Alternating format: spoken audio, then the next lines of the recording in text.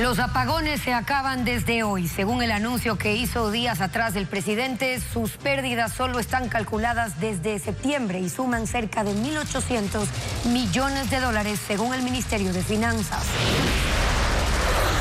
Fracasó el intento de un grupo de jueces para sacar de la presidencia de la Corte Nacional de Justicia a José Swing. La pugna ocurrió por la designación del delegado al Consejo de la Judicatura. Las multas de tránsito, las pensiones alimenticias y los montos de sanciones se reajustan desde enero con el nuevo salario básico de $470. Un colapso en la plataforma de la Agencia Nacional de Tránsito impidió que los usuarios realicen el canje de licencias, bloqueos y desbloqueos vehiculares y otros trámites. Por esto atenderá el sábado 28 de diciembre.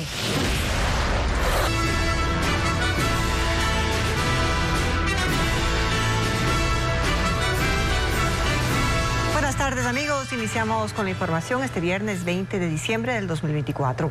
Los apagones en el país fueron suspendidos desde hoy. ¿Qué tal, Gaby? Amigos, buenas tardes.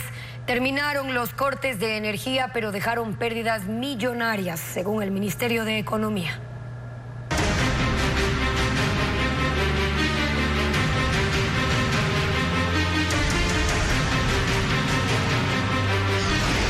Apagones, las facturas que dejan. Los apagones dejaron un impacto de hasta 1.800 millones de dólares en el Producto Interno Bruto. Los cortes de luz perjudicaron directamente a empresas y comercios, lo que se tradujo en disminución de empleo, según lo explica Diego Puente. Casi 28 días sumaron las horas de apagones en Ecuador. Dejaron industrias apagadas o con su producción mermada, costos por autogeneración eléctrica en grandes y pequeños negocios y reducción en ventas y exportaciones. Esto se traduce en pérdidas que suman, según el Ministerio de Economía, de 1 a 1,5% del Producto Interno Bruto, es decir, cerca de 1.800 millones de dólares. Al inicio de la crisis, el gobierno trató de imponer 10 horas de cortes a los industriales. Ellos pidieron consensos para acordar horarios y reducir el impacto en sus actividades. Tuvieron que adelantar vacaciones de trabajadores, acortar las jornadas o implementar nuevos turnos. En los parques industriales de Cuenca y Ambato coordinaron para soportar hasta 64 horas consecutivas sin luz y así trabajar el resto de la semana sin cortes. Aunque el gobierno anunció el fin de los apagones hasta el 31 de diciembre, 7 de las industrias que más energía consumen tienen restricciones. Entre ellas 2 mineras. La falta de electricidad en este sector perjudicó a las exportaciones. El Estado ecuatoriano es el gran perdedor en el caso minero. Si nosotros tomamos en cuenta que el año 2023 hubieron 3.300 millones de dólares de exportaciones mineras de 3 componentes: la mina Mirador, la mina Fruta del Norte y la pequeña minería. Aproximadamente el 70% viene de las 2 minas a gran escala.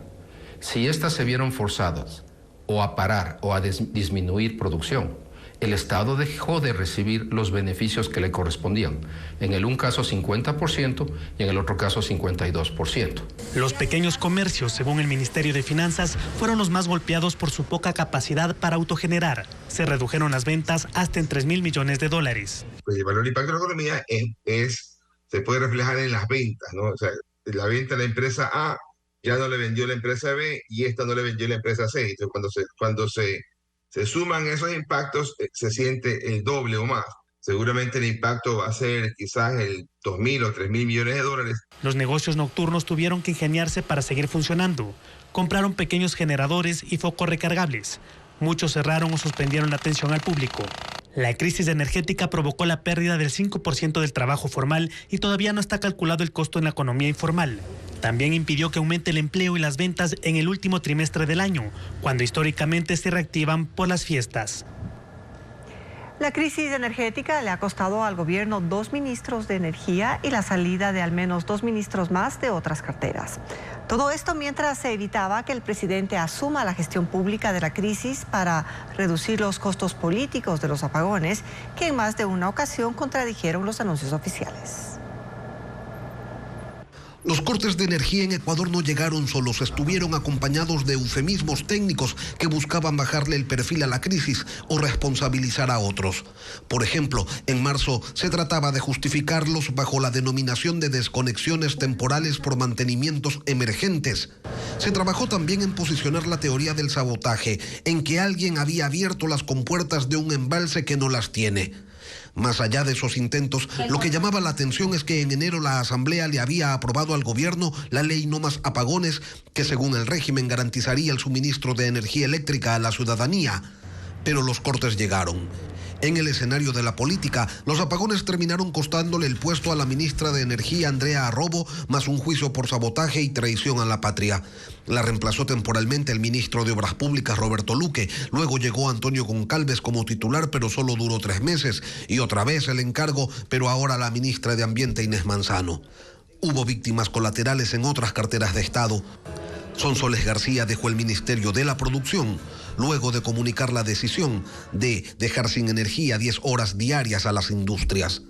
Ella dijo que su renuncia fue por motivos personales. Al gobierno le costaba admitir la realidad.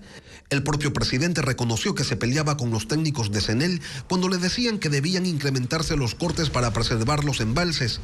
La realidad terminó ganando esa disputa y con el paso de los meses los cortes de 4 horas diarias llegaron hasta 14.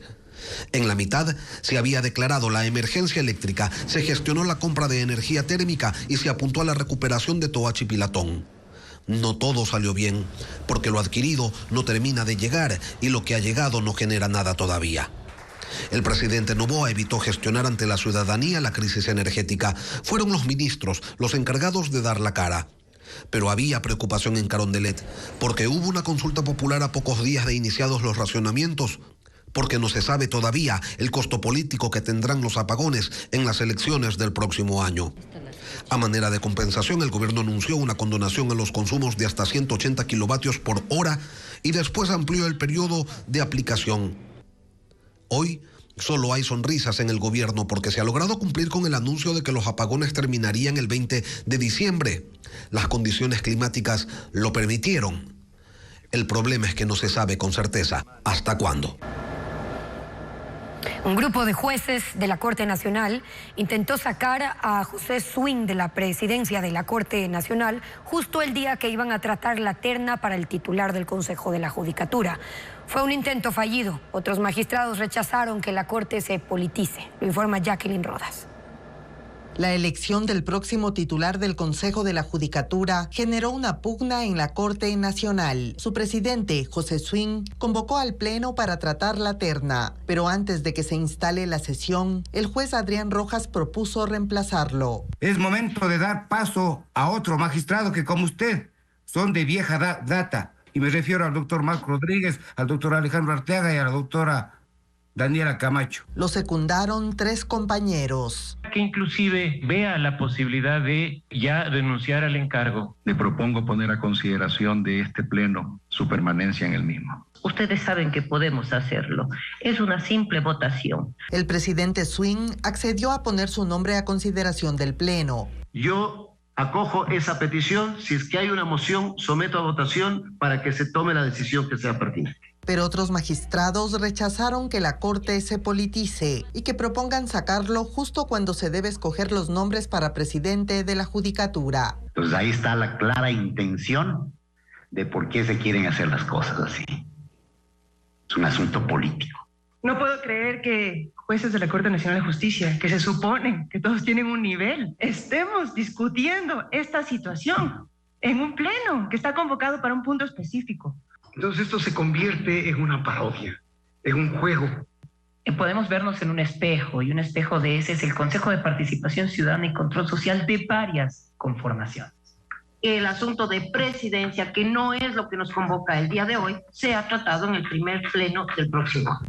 José Swing dio por terminado el tema. Hubo jueces que se levantaron y se fueron ante el fallido intento por sacarlo. Los que se quedaron decidieron que la terna se elegirá por consenso en una próxima sesión. Esta mañana empezó la audiencia de llamado a juicio del caso Reconstrucción de Manabí en contra del ex vicepresidente Jorge Glass, el ex ministro prófugo Walter Solís y otros 7 procesados. La Fiscalía los acusa de peculado por desviar los fondos de la Ley de Solidaridad que estaban destinados a obras tras el terremoto del 2016. El abogado de Glass pidió que se anule el caso y que su defendido sea internado en un hospital psiquiátrico. Citó un artículo del Código Penal sobre las personas sin responsabilidad penal por un trastorno mental. Rusia lanzó una serie de ataques con misiles contra Ucrania esta mañana, matando a una persona e hiriendo a otras 12. Hay daños contra varias estructuras en la ciudad de Kiev y Jersón, incluyendo un edificio que alberga varias misiones diplomáticas. La ciudad de Kiev despertó hoy con el sonido de una serie de explosiones. Rusia lanzó varios misiles balísticos norcoreanos y rusos que provocaron destrozos en 3 distritos de la ciudad, ocasionando la muerte de una persona y otras 12 quedaron heridas. Los disparos provocaron incendios en techos de edificios y dejaron vehículos en llamas. Según la Fuerza Aérea de Ucrania, uno de los misiles dañó partes de un edificio donde funcionan embajadas de Portugal, Argentina, Albania y Montenegro. Pero además destruyó una tubería de gas doméstico, lo que dejó sin servicio de calefacción a 630 edificios, 16 instalaciones médicas y 30 escuelas. Otro bombardeo destruyó zonas residenciales e infraestructura energética de Jersón. Moscú reportó que lanzó misiles de largo alcance contra objetivos militares en respuesta al ataque ucraniano del miércoles, en el que usaron armas de fabricación estadounidense contra una planta química en Rostov. Ocurre un día después de que el presidente ruso Vladimir Putin desafiara a las potencias occidentales a un duelo de altas tecnologías, mientras el presidente Volodymyr Zelensky pide reforzar las defensas aéreas del país con al menos otros 10 sistemas antimisiles. Con el incremento del salario básico unificado, otras obligaciones económicas, multas y beneficios también subirán su valor. Adriana Bermeo con el recuento de las cifras. El Ministerio de Trabajo fijó el salario básico para el 2025 en $470. Ese valor aumenta el monto de otras obligaciones económicas y multas. Así quedan. Las multas de tránsito por conducir con licencia caducada, $235 y sin licencia, $47. Por exceso de velocidad o por pasarse un semáforo en rojo, $141. Por usar el celular mientras conduce o se estaciona en lugares prohibidos, $47. Por infringir el pico y placa, $70.50. Pagará lo mismo si conduce sin cinturón de seguridad. Y por arrojar basura desde su vehículo, la multa será de $94. Las multas electorales que se aplicarán en febrero por no votar, $47, y por no conformar las juntas receptoras del voto, $70.50.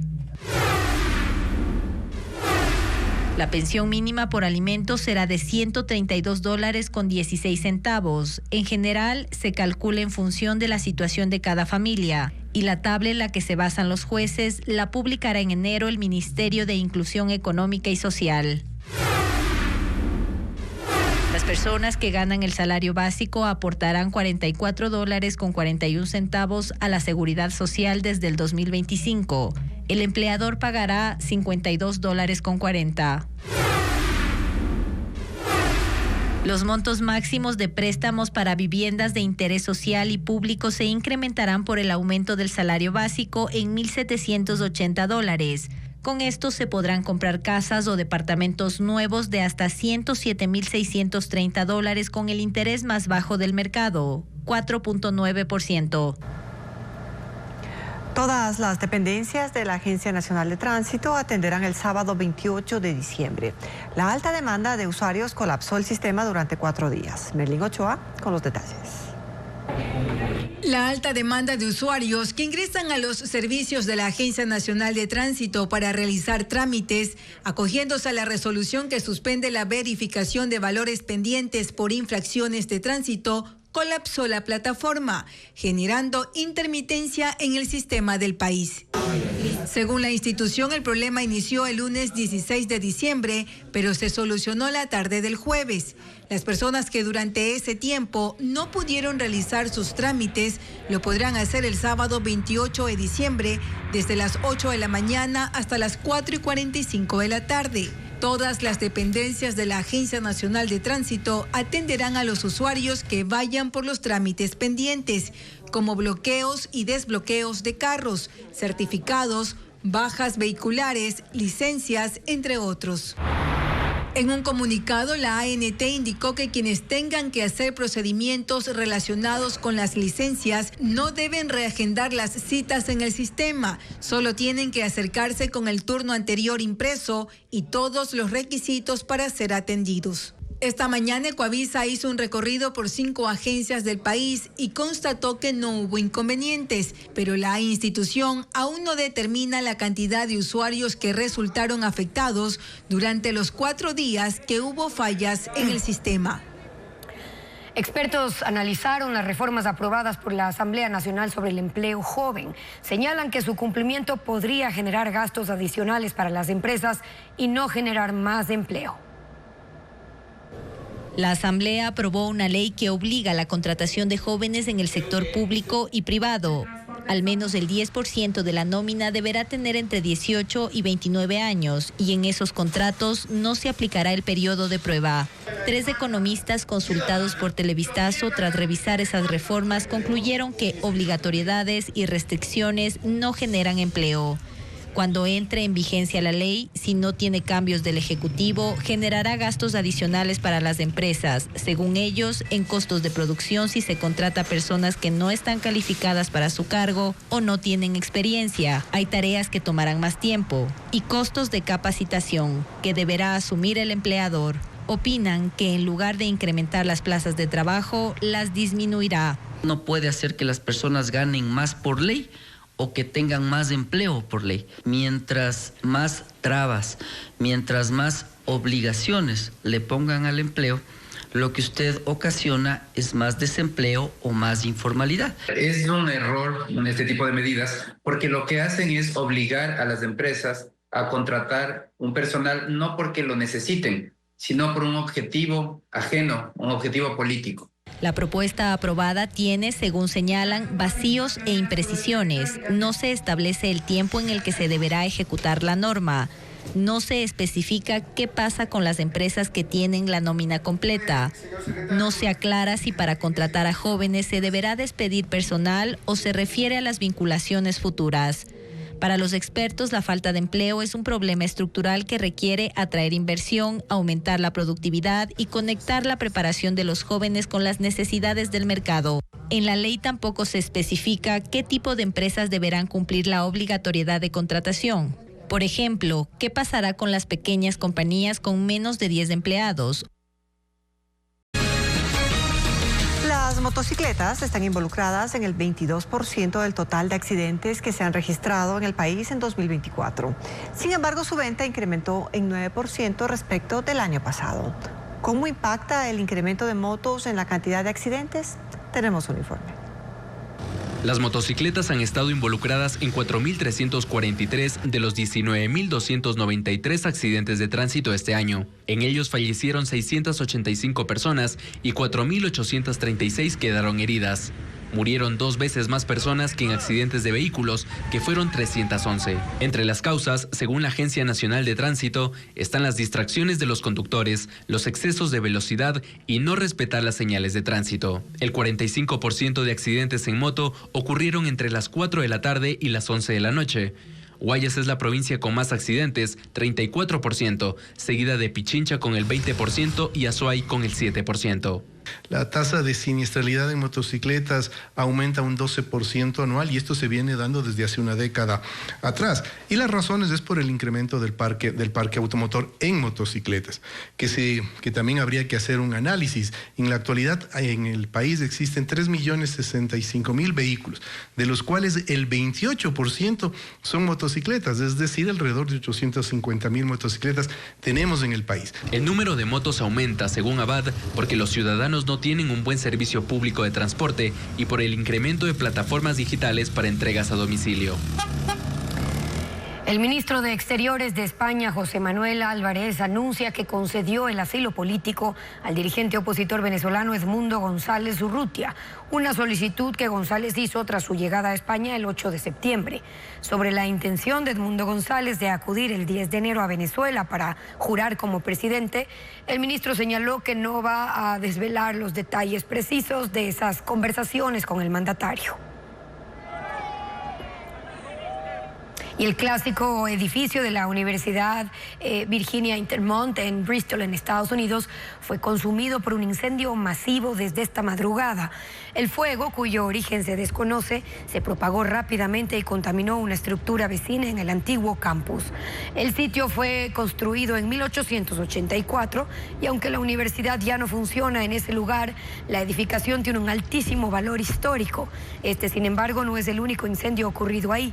En noviembre se quemó la sección que antes perteneció a la biblioteca universitaria. Advertencia de nueva tormenta de nieve y frío para el noreste de Estados Unidos en los días previos a la Navidad. Los servicios meteorológicos alertan que la nevada en el estado de Minnesota, que ha provocado el cierre de escuelas desde ayer, es la más intensa de la temporada y se traslada por el norte a Cleveland y Chicago y luego a Filadelfia y Nueva York.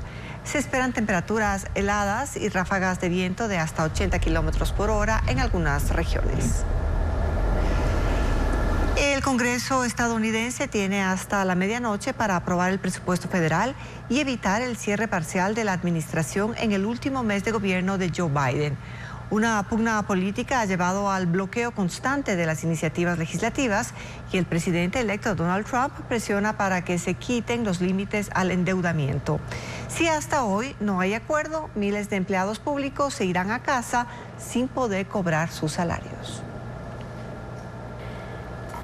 Y el traje rojo y blanco de Papá Noel llena de alegría a los niños en distintas partes del mundo. En Estados Unidos, Santa visitó un hospital pediátrico, en Jerusalén tiene su residencia oficial de Medio Oriente y en España surfeó en las Islas Canarias. Merlis González con las imágenes de estos emotivos y divertidos momentos.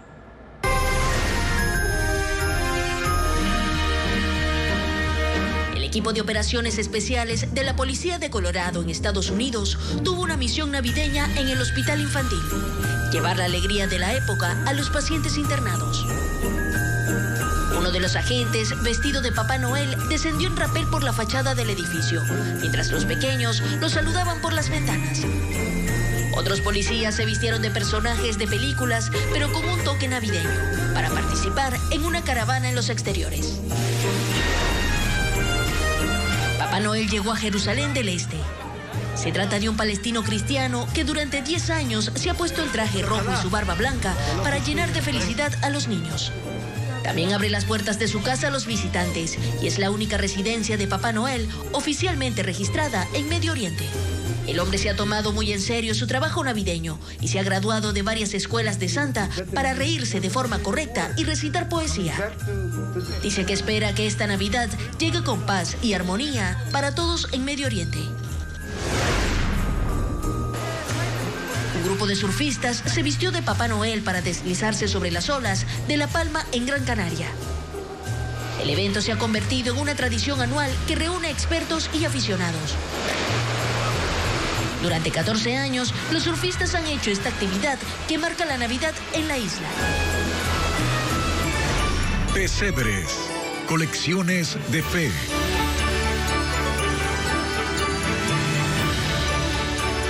Miles de familias en Ecuador vivirán la Navidad en condiciones de pobreza o de extrema pobreza. Existen casos donde los jóvenes o personas de la tercera edad ya han olvidado incluso esta fiesta por falta de recursos económicos o su estilo de vida. Hernán Higuera recorrió el norte de Quito, detalla una triste realidad que con recurrencia es ignorada. En Santa Ana del Condado, en la periferia de Quito, la vista es majestuosa. Pero esa belleza contrasta con la compleja realidad de estos rincones donde la Navidad no existe. Es una fecha más. Así piensa Cristina, de 25 años. Su hija tiene 1 año. Ella lava ropa y acompaña a su madre Cumandá, que tiene una discapacidad auditiva. Cada una vive con menos de $1 diario. La extrema pobreza en la que viven transformó a la Navidad en un recuerdo. Sí, era buenos tiempos, ahora ya, no sé, como que ya va cambiando ya. Cristina no es muy expresiva. Se resiste a mostrar el cuarto de madera y zinc donde vive desde hace 1 año. es dormitorio y cocina a la vez. Aquí se refugia con su niña. Le gustaría vivir con su madre, pero no hay sitio para ella. Celebrar Navidad no tiene sentido, dice. Le da mayor importancia al nuevo año porque abriga la esperanza de que un deseo se le cumpla. Hacer una bonita casa.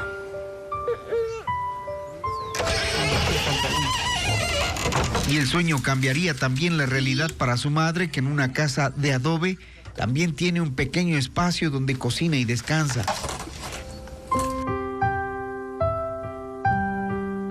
Junto a ellas está la casa de Luis, tío de Cristina. Él se dedica a sembrar al ritmo que le da su edad. También tiene una discapacidad y las fuerzas ya no le alcanzan para reparar la casa que lo acogía. La humedad ha hecho estragos. En el tumbado está impregnado el moho que hace poco le causó una neumonía que casi le cuesta la vida. Él dice que la pobreza le ha quitado familia, que en Navidad nadie se reúne, que es un día común. Cuando tiene hambre enciende el fogón. Es su vieja cocina que acaba de adaptar como corral de una ternera recién parida.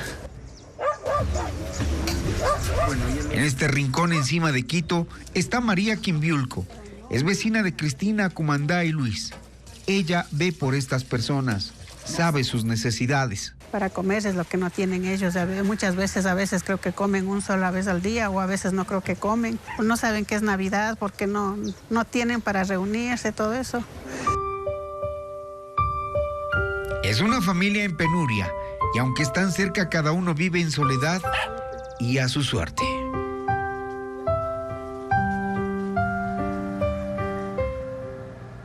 Para la enorme mayoría de ecuatorianos, el 24 de diciembre es un día especial, pero no para todos. La Navidad es una fiesta religiosa y por ende hay quienes profesan religiones para las que este día no tiene ningún significado. Para un testigo de Jehová, que el calendario marque 24 de diciembre no significa nada especial. Es un día normal, hacemos nuestras actividades normales porque no celebramos la Navidad. Los testigos de Jehová son cristianos, creen en Jesús. De lo que dudan es de su fecha de nacimiento. Es una fecha que no tiene un registro bíblico. Ni los apóstoles ni los primeros cristianos celebraron la Navidad. Para ellos lo que realmente vale la pena recordar no es cuándo nació Jesús, sino cuándo murió. Y eso lo hacemos año a año, analizando y profundizando en el sacrificio que Él hizo, en dar su vida como sacrificio vivo a favor de todos los seres humanos. Los testigos de Jehová no son los únicos, hay otras religiones, los judíos por ejemplo, para los que tampoco existe la Navidad. No sienten a Jesús como un Mesías, así que no celebran su nacimiento, pero casualmente, este 25 de diciembre también van a estar de fiesta. Comienza una de sus mayores celebraciones. Se llama Hanukkah, son 8 días y 8 noches, y Hanukkah festeja algo que ocurrió hace 2163 años, cuando los judíos lograron conquistar Israel otra vez. Hanukkah no siempre comienza el 25. No, a veces una semana antes, una semana después. Pero siempre es a finales de diciembre. Las familias judías encienden una vela cada noche por 8 noches. Se va aumentando una vela adicional cada noche. Eso simboliza, por supuesto, lo que cada ser humano debería cada día buscar aumentar y ser un poco mejor de lo que él mismo era el día antes. La Navidad no se celebrará entonces en todos los hogares ecuatorianos porque cada religión tiene su tradición propia. Y aunque difieran mucho entre ellas, casi siempre tienen los mismos puntos de coincidencia: alegría, agradecimiento y unión. La Reserva Biológica Jatún Sacha en Napo es un bosque húmedo tropical que se extiende por 2.500 hectáreas y resguarda más de 4.000 especies de flora y fauna. En este ecosistema se han descubierto especies como la rana ranitomeya y el árbol frutal de Camatujua. Ecuaterra se adentró en este maravilloso refugio natural del país.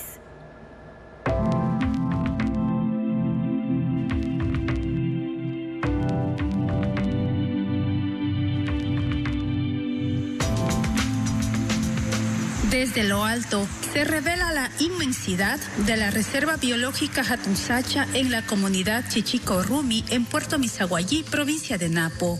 En quichua, su nombre significa selva grande y resume la biodiversidad de este bosque húmedo tropical de 2.500 hectáreas. Aquí las copas de los árboles de chuncho y caoba forman una cúpula tupida que apenas deja pasar la luz. Estos gigantes de 40 metros están cubiertos por lianas de uña de gato.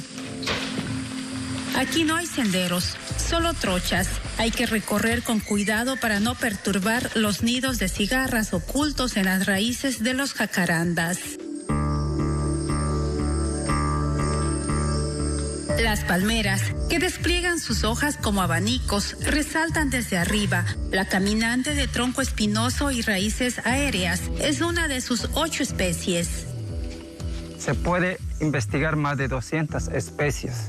Nosotros tenemos aquí más de 2.500 hectáreas. Hablando del bosque, tenemos más de 70% es bosque primario.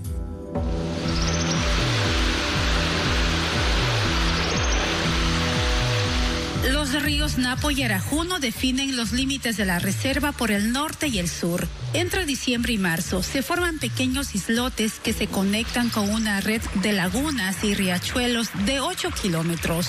En sus aguas, las tortugas charapas mutelo se mueven en zigzag, mientras que en las riberas las tortugas terrestres buscan hierbas tiernas.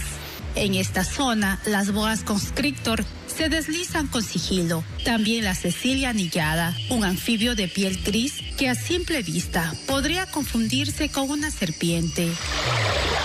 La humedad y temperatura promedio de 25 grados en Hatunsacha ofrece un refugio ideal para 84 especies de anfibios.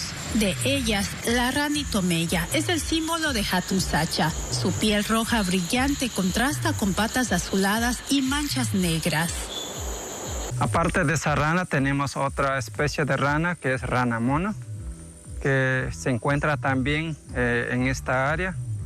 Rana mono se identifica por los sonidos, sus colores son muy llamativos, sus ojos tienen como ojitos de mono. En el corazón de la selva, tras 4 horas de recorrido, se encuentran troncos derribados por el viento y un suelo húmedo y resbaladizo. Aquí sobresalen los árboles de moral fino, que produce el látex amarillo, el camatúa y chucumuyo. Entre sus ramas, los monos chorongo siguen una rutina. Al mediodía se balancean para alimentarse de sus frutos. Comparten hábitat con las guatusas y puercos ajinos con barbilla. Solo en el 30% de la reserva se han descubierto 75 especies de mamíferos. Hatunsacha está protegida por 5.000 habitantes de 10 comunidades quichuas que han recibido capacitación sobre tráfico de especies, tala ilegal, así como turismo ecológico y científico. Ellos han promovido 20 estaciones de investigación desde 2017. Han recibido a 1.000 estudiantes y científicos de Ecuador, Canadá, Alemania, Irlanda y Japón. Se han identificado 810 especies de mariposas. Las colonias de monarcas se destacan entre las flores de aráceas y cutangas, que tiñen el suelo y las copas de rojo y amarillo. Cada 5 años, la reserva Hatunsacha se convierte en escenario de un exhaustivo inventario de flora y fauna. 4 guardabosques asumen la tarea con el propósito claro de preservar este refugio natural que alberga 4.104 especies entre plantas y animales.